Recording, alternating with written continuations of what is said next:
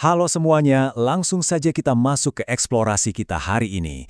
Kita bakal membedah sebuah catatan sejarah yang super legendaris dan jujur saja sangat memukau, yaitu tentang dinding Zulkarnain yang terkenal sama sekali tidak bisa ditembus. Kita akan bedah teks aslinya secara objektif untuk cari tahu sebenarnya apa sih yang bikin struktur ini begitu epik dan luar biasa kokoh menghadapi ujian yang paling ekstrim sekalipun. Coba kamu bayangin situasi ini. Ada dua entitas yang sangat destruktif, yang kita kenal sebagai Ya'juj dan Ma'juj, terperangkap rapat di balik sebuah penghalang misterius.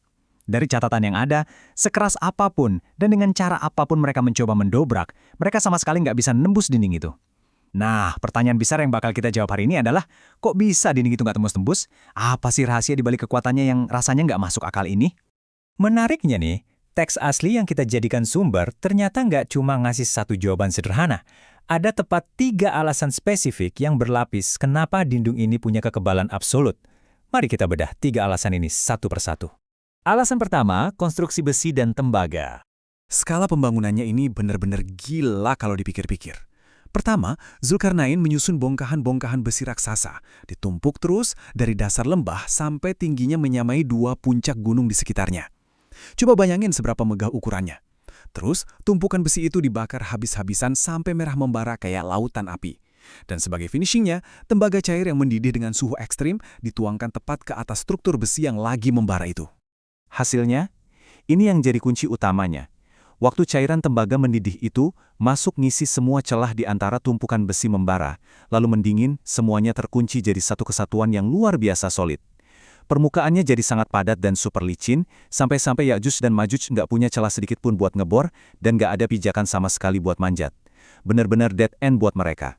Kekuatan fisik mereka dinetralkan total.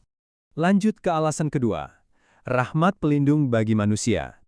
Setelah proyek rekayasa raksasa ini selesai, ada satu pernyataan penting banget dari sumber kita. Zulkarnain sendiri dengan tegas bilang kalau keberadaan dinding yang tak tertembus itu adalah rahmat dari Tuhannya. Ini poin yang sangat menarik. Dia sama sekali nggak flexing atau sombong soal kejeniusan arsitektur yang dia buat, tapi dia langsung balikin pencapaian itu sebagai campur tangan ilahi. Jadi ini bukan sekedar urusan beton dan logam, ini adalah intervensi spiritual. Di sini kita bisa lihat kontras yang sangat epik. Di satu sisi, kita dihadapkan pada ancaman nyata dari Ya'juj dan Ma'juj yang siap membawa kerusakan massal dan kekacauan total buat peradaban manusia, tapi di sisi lain, dinding ini berdiri sebagai penangkal utama, bukan cuma sebagai tumpukan logam mati, tapi benar-benar sebagai ultimate defense atau bentuk perlindungan mutlak dari langit untuk kelangsungan umat manusia. Dan alasan ketiga yang paling krusial, takdir hingga hari kiamat. Kalau kita tarik garis waktu dari dinding ini, polanya jelas banget. Di masa lalu, dinding ini dibangun dengan effort yang luar biasa. Di masa kini, dia berdiri kokoh menahan semua jenis serangan, baik secara fisik maupun spiritual. Tapi, coba kita lihat ke depan. Teks sumber kita dengan sangat jelas menggarisbawahi bahwa menjelang hari kiamat nanti, saat waktunya tiba, dinding terkuat sepanjang sejarah ini bakal hancur luluh lantak jadi debu. Ya, usianya emang udah dipatok sejak awal dibangun. Aturan mainnya benar-benar mutlak di sini. Selama timer atau waktu takdir itu belum habis, mau sekeras apapun Ya'juj dan Ma'juj berusaha mendobrak keluar, ya nggak bakal ada gunanya. Mustahil bisa tembus. Jadi yang sebenarnya menahan mereka dan bikin dinding itu mustahil dihancurkan saat ini, pada hakikatnya adalah waktu itu sendiri. Jadi, kalau kita rekap semua pembahasan tadi, kenapa sih dinding ini benar-benar tak tertembus?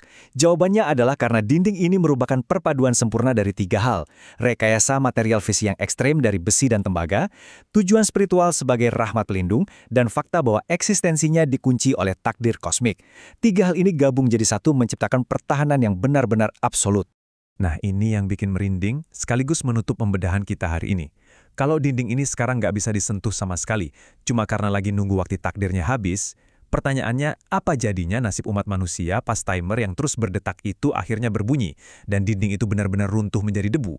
Ini kenyataan yang sangat epik dan patut banget kita renungkan bersama.